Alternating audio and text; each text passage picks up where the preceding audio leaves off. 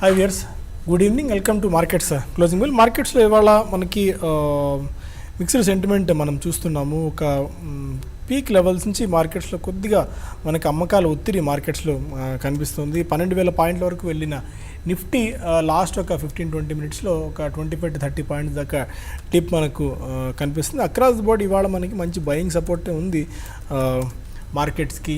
But కొన్ని specific news ఆధారంగా కొన్ని స్పెసిఫిక్ గ్రూప్ కంపెనీస్లో మనకి అమ్మకాల ఒత్తిడి బాగా పెరుగుతోందని చెప్పుకోవాలి. ఇవాళ 12,000 పాయింట్ల మార్కెట్ని నిఫ్టీ అధిగమించింది. బట్ ఆ పీక్ లెవెల్స్ దగ్గర నిలబడలేకపోతుంది. కొద్దిగా సెల్లింగ్ ప్రెషర్ మార్కెట్స్ను ఎదుర్కొంటున్నాయి. లాభాల స్వీకరణ కూడా ఉన్న నేపథ్యంలో కొద్దిగా వీక్నెస్ మనకి కొనసాగుతుంది. నిఫ్టీ ఆల్మోస్ట్ మనకి 40 పాయింట్స్ ప్లస్లో 11,962. ఇంకా చెప్పాలంటే లాస్ట్ 15-20 మినిట్స్లో 40-45 పాయింట్స్ దాకా డిప్ వస్తుంది. Sensex 155 points and bank Nifty 233-234 points దాకా గెయిన్స్తో కొనసాగుతున్నాయి. ఇవాళ ఒక్క ఇండెక్స్ మినహా దాదాపు అన్ని రంగాల షేర్లను బయింగ్ ఉంది. ఎఫ్ఎంసీజీ ఒకటే కాస్త నిరుత్సాహంగా ఉంది. బట్ అక్రాస్ ది బోర్డ్ మంచి బయింగ్ సపోర్ట్ మార్కెట్స్కి లభిస్తూ వస్తుంది. బట్ లాస్ట్ కొద్దిసేపటి నుంచి లైక్ ఎల్ఎన్టీ, ఐసిఐసిఐ బ్యాంక్ లాంటి స్టాక్స్లో కొద్దిగా మనకి సెల్లింగ్ ప్రెషర్ మనకి కనిపిస్తుంది. And India bulls group companies మీద ఇవాళ వచ్చిన ఒక న్యూస్ కొద్దిగా మార్కెట్స్ని కలవరపరుస్తుంది. ఎందుకంటే ఇది కూడా చాలా పెద్ద గ్రూప్, 4-5 కంపెనీ లిస్టెడ్ కంపెనీస్ ఉన్నాయి.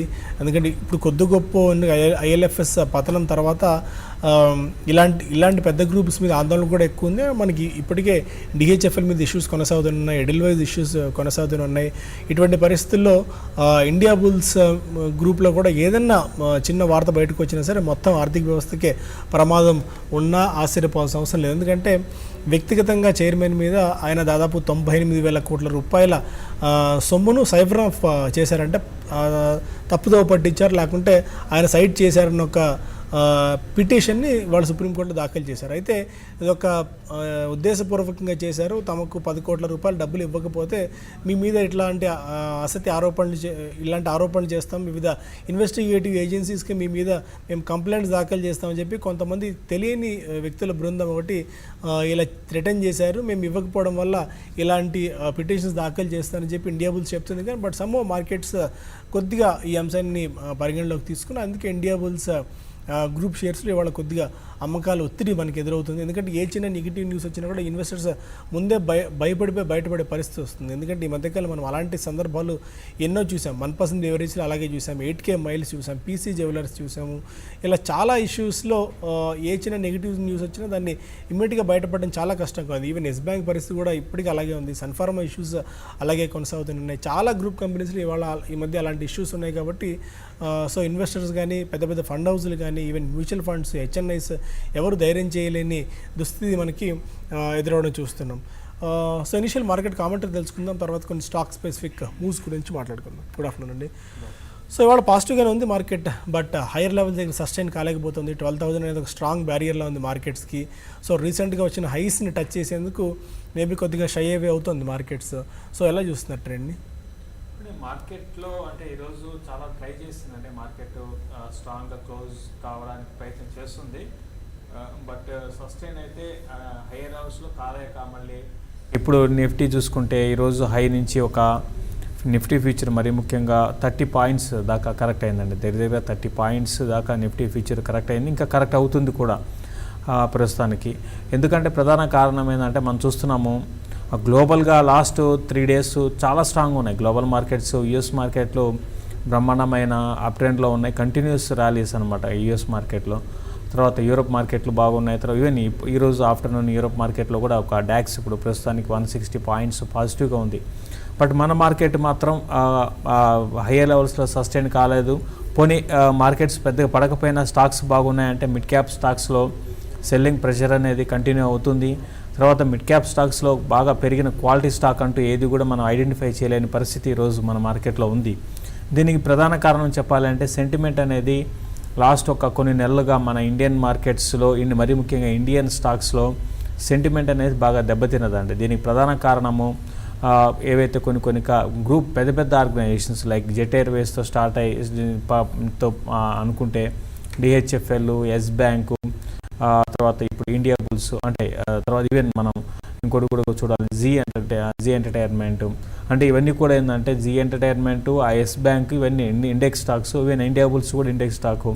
తర్వాత jet Airways financial crisis. So ఇవన్నీ చూసుకుంటే ఏంటంటే ఎవరైతే ఎఫ్ఐఎస్ ఉంటారో అంటే ఫారిన్ ఇన్స్టిట్యూషనల్ ఇన్వెస్టర్స్ ఉంటారో వాళ్ళు ఇండియాలో ఇన్వెస్ట్ చేయాలి అంటే ఇప్పుడే వాళ్ళ రిపోర్ట్స్ కానివ్వండి, తర్వాత వాళ్ళు ఫైనాన్షియల్ స్టేట్మెంట్స్ కానివ్వండి, ఇవన్నీ కూడా సబ్మిట్ చేసి వాళ్ళన్నీ చూసి ఇన్వెస్ట్ చేస్తుంటారు. అంటే అన్ని రీసెర్చ్ చేసి ఇన్వెస్ట్ చేస్తారు. బట్ అంత రీసెర్చ్ చేసినా కూడా ఎప్పుడైతే మేనేజ్మెంట్ ట్రాన్స్పరెంట్గా ఉండదో, మేనేజ్మెంట్ ఎప్పుడు తప్పుదోవ పట్టిస్తుంటుందో అటువంటి ప్రాబ్లమ్స్ వీళ్ళు కూడా ఫేస్ చేస్తారు. అందుకని వాళ్ళు చాలా జాగ్రత్తగా ఉంటున్నారండి. కాబట్టి నా ఉద్దేశం ప్రకారం అది మొత్తం ఓవరాల్ మార్కెట్ని డ్యామేజ్ చేసిందని ఇప్పుడున్న మనక యాక్చువల్గా చెప్పాలంటే ఇప్పుడు ఈ బీజేపీ ఈ విధంగా గెలిచిన దానికి నిఫ్టీని అనుకోవడము అట్లీస్ట్ 1000 పాయింట్లు కరెంట్ లెవెల్స్ నుంచి పెరిగి ఉండాలండి. పోస్ట్ రిజల్ట్ తర్వాత అంటే ఈ రోజు కాదు, నెక్స్ట్ 2-3 నెలల్లో పెరగాల్సి ఉంటుంది. ఎందుకంటే అంత స్ట్రాంగ్ మెజారిటీతో బీజేపీ గవర్నమెంట్ ఫామ్ అయింది. ప్లస్ బీజేపీ మేనిఫెస్టో కానీ గమనిస్తే వాళ్ళు ఎక్కువగా ఇన్ఫ్రాకి స్పెండ్ చేస్తామన్నారు. తర్వాత ఇప్పుడు లాస్ట్ టైం ఏదైతే మిస్టేక్స్ చేశారో అవి చేయకపోవని కూడా మనం చెప్పడం జరిగింది. కాబట్టి ఎకానమీకి మంచి స్ట్రాంగ్ గవర్నమెంట్ ఫామ్ అయింది కాబట్టి మనది ఇంకా పెరగాలి. బట్ మనది ఏంటంటే కొంచెం ఒక లెవెల్ దాటి పెరగలేకపోతుంది.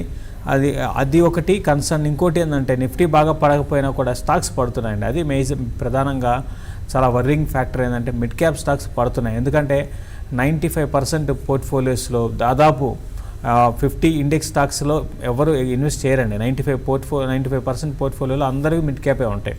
కాబట్టి మిడ్ క్యాప్ పెరిగితేనే దాదాపు రీటైల్ ఇన్వెస్టర్స్ లాభాల్లోకి వస్తారు.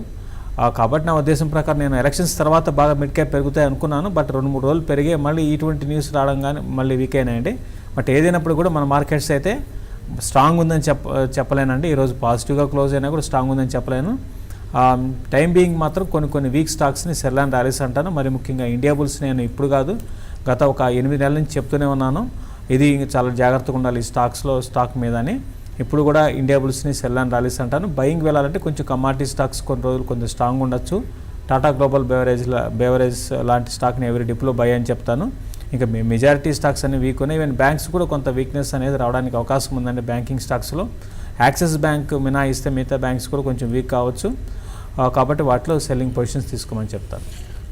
సో ఇవాళ మనం చూస్తే అరబిందో ఫార్మా లాస్ట్ వీక్ కొద్దిగా అటు ఇటుగా మార్కెట్ దీనిలో సెల్లింగ్ వచ్చింది. ఇవాళ తేరుకుంది 4% దాకా. బజాజ్ హోల్డింగ్స్ ఆల్మోస్ట్ ఒక 3.5% gains, Zee 3.5% gains, Cholamandalam invest ఒకటి, భారత్ ఫోర్జ్ ఇలాంటి స్టాక్స్లో కొద్దిగా మనకు బయింగ్ సపోర్ట్ వస్తుంది లార్జ్ క్యాప్ రిలేటెడ్ స్టాక్స్లో. అదే మనకి మిడ్ క్యాప్ సెగ్మెంట్ చూస్తే స్టెర్లైట్ ఇది కూడా బాగా పీక్ నుంచి పడింది. బట్ రీసెంట్గా ఈ మధ్య 160-170 లెవెల్స్ దాకా వెళ్ళడం చూసాం. బట్ ఆ స్టాక్లో ఇవాళ ఒక 10% దాకా జంప్ వచ్చింది.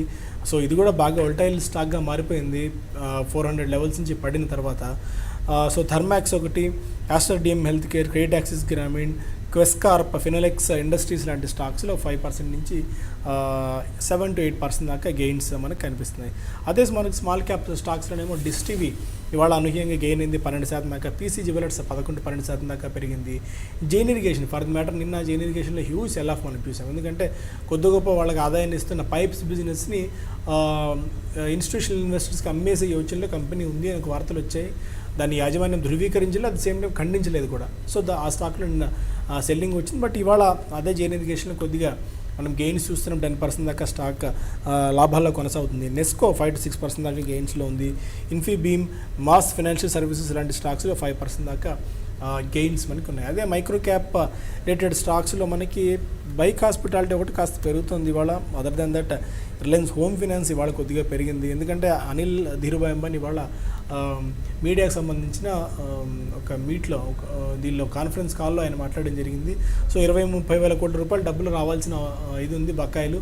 సో చివరి పైసా పూర్తిగా రుణదాతలకు చెల్లించేంత వరకు తమకు ఒక స్పష్టమైన ప్లాన్ ఉంది. వదిలేసి వెళ్ళిపోయే పరిస్థితిలో తాను లేను, ధైర్యంగా ఎదుర్కొంటానని చెప్పి ఆయన మాట్లాడారు.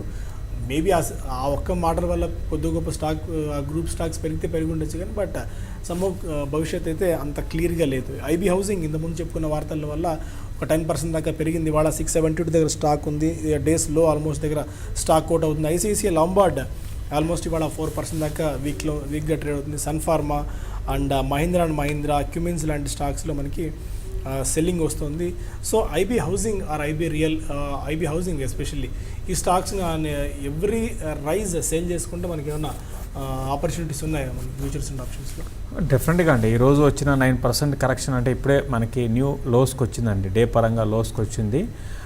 ఇంకా మళ్ళీ ఈ ఏదైతే న్యూస్ ఉందో మళ్ళీ ఒకసారి మన ఈ పిటిషన్ ఏదైతే ఉందో దాని తాలూకు మనకి న్యూస్ అనేది వస్తూనే ఉంటుంది, ఫ్లో అనేది ఉంటుంది.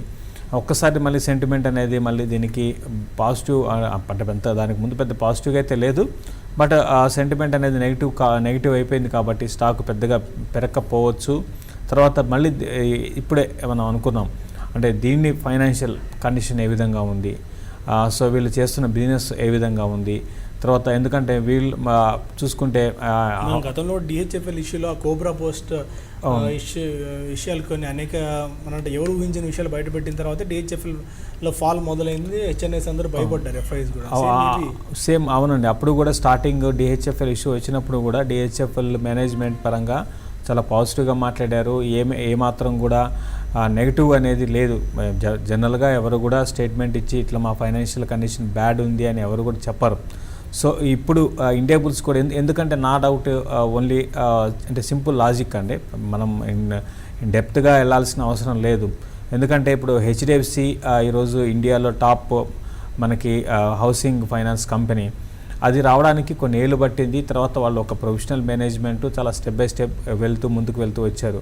బట్ ఇండియా బుల్స్ హౌసింగ్ అనేది వచ్చిన మనకి 2-3 ఏళ్లలోనే మార్కెట్ క్యాపిటలైజేషన్ తర్వాత బిజినెస్ పరంగా కూడా చూసుకుంటే టాప్ 2లో వచ్చేసిందండి. అంటే హెచ్డిఎఫ్సి తర్వాత ఇదే మనకి ఈవెన్ ఎల్ఐసి కూడా కాదు, ఎప్పటి నుంచో ఉన్న ఎల్ఐసి కూడా కాదు, ఇదే హైయెస్ట్ మార్కెట్ క్యాప్ అనమాట. అంటే ఎంత బిజినెస్ వీళ్ళు చేశారు, అంటే ఎంత బిజినెస్ అనేది వీళ్ళు మనకి చూపించారు. నిజంగా చేశారా? ఓకే, చేశారు. అయితే అంటే ఎవరికి అంటే హౌసింగ్ అంటే లోన్కి ఎలిజిబుల్ లేని వాళ్ళకి కూడా లోన్స్ ఇవ్వడం అనేది రాంగ్ అండి. అంటే అది ఒక క్రైమ్ చెప్పాలి అంటే, ఇంకా చెప్పాలంటే. సో అటువంటి పనులు చేసేసి సో ఇవన్నీ కూడా తర్వాత ఇంట్రెస్ట్ కూడా వీళ్ళు మిగతా వాళ్ళతో చూసుకుంటే కొంచెం ఎక్కువగా ఉంటుంది. సో ఇటువంటివన్నీ కూడా అవన్నీ మనకి చూడాల్సి ఉంటుందండి. అంటే మనం ఇది 100% కరెక్ట్ అని నేను అంటలేదు, నేను ఏదైతే చెప్తున్నానో ఇటువంటి డౌట్స్ ఉన్నాయి. కాబట్టి ఇండియా బుల్స్ తర్వాత వాళ్ళ ప్లాన్స్ కానివ్వండి, ఇంతకుముందు వాళ్ళు చేసిన బిజినెస్ ఫస్ట్ బ్రోకింగ్లో వచ్చారు, తర్వాత బ్రోకింగ్ నుంచి ఇమీడియట్గా ఎగ్జిట్ అయిపోయి డైవర్సిఫై చేశారు. వాళ్ళు మనకి లిస్టింగ్ కంపెనీస్ 4-5 ఉన్నాయి, ఇంకోటి లిస్ట్ కాని కంపెనీస్ ఇంకొక 4-5 ఉన్నాయండి వాళ్ళవి, లైక్ ఇండియా బుల్స్ ఫార్మా అని కూడా ఉంది. సో ఈ విధంగా వీళ్ళు డైవర్సిఫై చేస్తున్నారు. సో ఇవన్నీ కూడా ఇది చాలా పెద్ద గ్రూప్ అండి. ఇండియా బుల్స్ అనేది చాలా పెద్ద గ్రూప్. ఇప్పుడు ఇండియాలో ఇంకా చెప్పాలంటే 2008 ఫోర్బ్స్ లిస్ట్లో ఈ ఇండియా బుల్స్ చైర్మన్ ఎవరైతే ఉన్నారో టాప్ 64th ర్యాంక్ ఉన్నారు. అంటే వితిన్ 10 yearsలో యంగెస్ట్ బిలియనియర్ అనమాట. సో ఇంత ఫాస్ట్గా గ్రూప్ పెరిగింది అనే దాని మీద చాలామందికి అనుమానాలు ఉన్నాయి. బట్ ఏదైనప్పటికి కూడా ఇది టైం అనేది చెప్తుందండి నెక్స్ట్ ఏ విధంగా ఉంటుంది అనేది. సో అది ఇండియా బుల్స్ మీద డీటెయిల్డ్ వ్యూ. అదే గ్రూప్లో ఉన్న మనకి ఇండియా బుల్స్ హోల్సేల్ 10% దాకా పడింది. అండ్ సో ఐబీ రియల్ ఎస్టేట్లో కూడా మనకి కంటిన్యూ అవుతూనే ఉంది అమ్మకాల ఒత్తిడి. అండ్ జెట్ ఎయిర్వేస్ ఇది ఆల్మోస్ట్ డోర్స్ మెల్లగా క్లోజ్ అయిపోతున్నట్టున్నాయి. 100 రూపీస్ లెవెల్స్కి స్టాక్ వచ్చేస్తుంది. వాళ్ళ 107 డే లో, బిలో 100 రూపీస్కి వచ్చిన పెద్దగా ఆశ్చర్యపోవాల్సిన అవసరం అయితే జెట్ ఎయిర్వేస్లో మనకేం కనిపించట్లేదు. ఎందుకంటే ఎతిహాద్కి సంబంధించిన ఇది మెల్లమెల్లగా క్లోజ్ అయిపోతున్నాయి. ఎవరు ఏ ఇన్వెస్టర్ కూడా ముందుకు రాని పరిస్థితి. ఇప్పటికే గ్రౌండింగ్ అయిపోయి ఫ్లైట్స్ చాలా రోజులు అయిపోయింది. మెల్లమెల్లగా హోప్స్ అయితే పూర్తిగా పోతున్నాయి జెట్ ఎయిర్వేస్ మీద. Lakshmi Vilas bank 7-8% down. JK bank ఇది కూడా పెద్ద క్వాలిటీ స్టాక్ ఏం కాదు. మనం గతంలో కూడా అనేక సందర్భాల్లో జేకే బ్యాంక్ గురించి చెప్పుకున్నాం. ఒక ప్రాంతానికి రెస్ట్రిక్ట్ అయిపోయారు. పెద్దగా గ్రోత్ పొటెన్షియల్ అధికంగా ఉన్న ఆపర్చునిటీస్ ఏం లేవు జేకే బ్యాంక్కి.